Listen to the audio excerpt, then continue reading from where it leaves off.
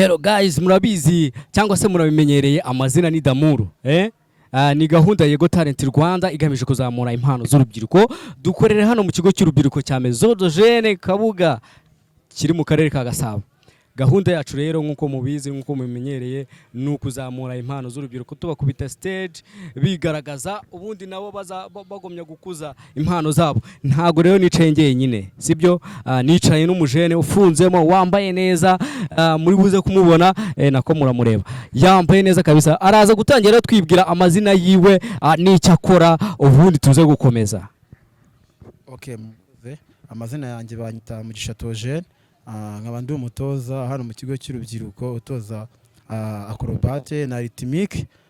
Ni umukino w'abakobwa n'abahungu, ni umukino dukunze kumva mu bihugu byo hanze, ariko na hano mu Rwanda ukaba warahageze, akaba ari ngiye mutoza wayo utoza ku kigo cy'urubyiruko Maison de Jeunes. Arakoze cyane rero, na acrobate byandi umenyereye by'umuriro by'amasiporo twabwiye ngo nta kintu tuzababurana. Nimuramuka mukoze subscribe byose muzayibona. Rero araje atubwiye byimbitse ni muntu ki mbere yuko tuza kugera kuri acrobate by'umwihariko. We ni muntu ki we bwite, umutoza ndetse urumva ko atoza n'abandi, byumvikana ko hari ubumenyi buri hejuru afite. Okay, uko ubumenyi bwo buhari kandi noza byinshi kuko nanjye mu byo nkora nanjye nahoze ibintu nzi, ntago wajya gutoza ibintu utazi.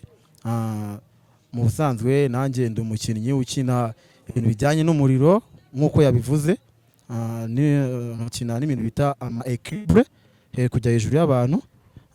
Mu busanzwe uyu mukino dushaka kuzamura kugeza ku rwego ruri hejuru ku buryo buri muntu wese yawitabira kandi akawukunda. Arakoze cyane rero, nkuko natwe rero icyo tugamije no kugira ngo ibyo bintu cyangwa se izo mpano zizamuke zigere hejuru. Ese aho utangiriye ubu ngubu umaze kugera kuki? Ese acrobate ni iki maje kukugezaho nkawe nka Mugisha? Okay, acrobate imaze kungeza, ntago navuga ko injije ku bintu byinshi cyane, ariko bimwe muri byo acrobate maze kungezaho, uko umuntu yatangiye nago ariko uje kumureba wamusanga. Hari ibikoresho bimwe na bimwe, kuko ibikoresho twebwe tubitura hanze, hari imwe nkanjye nka club twagiye twigurira tubasha gukoresha, kandi umukino wacu ukagenda neza nkuko mbishaka, kuko mwabibonye ukuntu uriya mukobwa yawukoze. Hari n'abandi turagenda tubereka mu bandi bakobwa bagenzi be bakuru, ntago ari umwana mutoya, n'abantu bakunda batoza. Ndakeka ni byinshi maze kwigezaho muri club bimwe na bimwe mu bikoresho. Arakoze cyane rero, by'umwihariko byanga bikunda acrobate ni umukino abantu bataramenyera cyane. Ese nkanjye nifuza kujya muri acrobate, nifuza kugana club yawe, nubuhe bwiza cyangwa se ushobora gutaka club yawe ku buryo nanjye nakifuza kuyizamo, ko acrobate ndakeka ari umukino utamenyerewe cyane? Okay, urakoze. Acrobate ni umukino ubundi kenshi cyane dufata nk'umukino ngororamubiri, kuko ibintu dukora tuba tugororotse, kandi ibintu dukora ni ibintu biryohera amaso, ubireba arishima kumva ko nawe yaza kuwukina. Ntabwo ari umukino ugoye. Icyambere ni ukuza ukunze wowe ubwawe ukaza gukora acrobate, kuko ni ibintu wisetinga mu mutwe ukumva yuko uje gukora acrobate kandi uyikunze. Kumenya ntabwo bikugora, ni ukuza wumva yuko ufokasinze kuri acrobate, ukawitoza. Kenshi cyane mu bakobwa mfite bakiza nta muntu wari uzi ko ibintu babikora, ariko urwego bariho rurashimishije cyane ku buryo no mahanga bazagerayo. Arakoze cyane. Reka mbonereho nanakubaze, ese aho mutangiriye ubu ngubu nta bintu by'ibikombe mwari mwatwara? Bihagaze bite ko njya numva ngo mujya mu marushanwa, bimeze bite? Okay, na rhythmique ariko muri twe twashyize muri Afurika, icyo twabashije gukuramo ni imidari, n'andi marushanwa yo kwibuka yabereye i Gisenyi. N'ikindi twakuyemo ni umudari w'agaciro, igikombe ntabwo twari twakizana ariko nacyo turateganya mu minsi iri imbere ko tuzakizana hano mu kigo cy'urubyiruko Maison de Jeunes. arakoze cyane. Ntabwo naza gusoza ntamubaze ibibazo bibiri. Icya mbere ndakikubaza kuri Yego Talent Rwanda, icya kabiri ndakubaza nti ese ko biri kuvugwa cyane ko urubyiruko twiganjemo cyangwa se dufite umubare uri hejuru cyane mu gukoresha ibiyobyabwenge ndetse no kwandura virusi itera sida, icyo kibazo kuko ni kucyumva, uracyumva ute, ni gute twabikosora? Yego Talent ni gahunda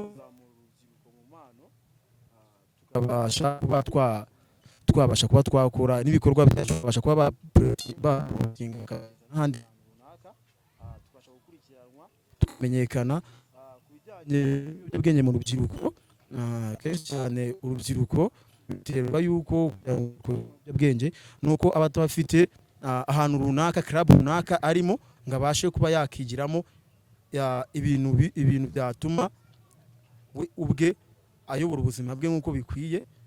Ugasanga ahuye n'inshuti mbi, ariko kenshi cyane iyo uje kuyumbura muri club, kenshi cyane tugisha kuzima bw'imyororokere, kuko kenshi cyane dutoza abakobwa, kandi umukobwa iyo utoza umukobwa ugomba no kumwigisha kuzima bw'imyororokere bwe kugira atazagira umushuka ari hanze mu gihe atari kumwe nawe. Ndumva mu rubyiruko rwajya ruvanze rukagana ikigo cy'urubyiruko rukaza rugahura n'izindi nshuti, harimo ibikorwa byinshi dukora, ntabwo yabura umukino n'umwe yisangamo akirinda ibyo biyobyabwenge n'izo ngeso mbi zose. Arakoze cyane rero. Aragira ati ikigo cy'urubyiruko baramutse babaganye babona uburyo bakirinda iyo virusi itera sida nk'uko twabonye ko turi mu mubare uri hejuru ndetse no gukoresha ibiyobyabwenge. Arongera aragira ati Yego Talent Rwanda ni gahunda igamije kuzamura impano z'urubyiruko zikava hamwe zikajya ahandi nk'uko twahoze tubivuga. Rero icyo dukora dutegura ama event agamije kwerekana ibyo bikorwa byabo. Reka nkusabe rero niba hari ubutumwa cyangwa se ushobora guha abazareba ino video cyangwa se wifuza ko ashobora kugufasha, yagufasha gute, yakubona hehe, ibintu ngibyo? Murakoze. Nk'umuntu ukeneye kuba yadufasha nka club yacu mu kigo cy'urubyiruko, itimu yacu mboga nkoranyambaga kuri social media tuzibaho, ama TikTok, amazina kuri Instagram banyita Amazing 19, Club, Instagram banyita China, ndakeka no kuri YouTube banyita Sineguza.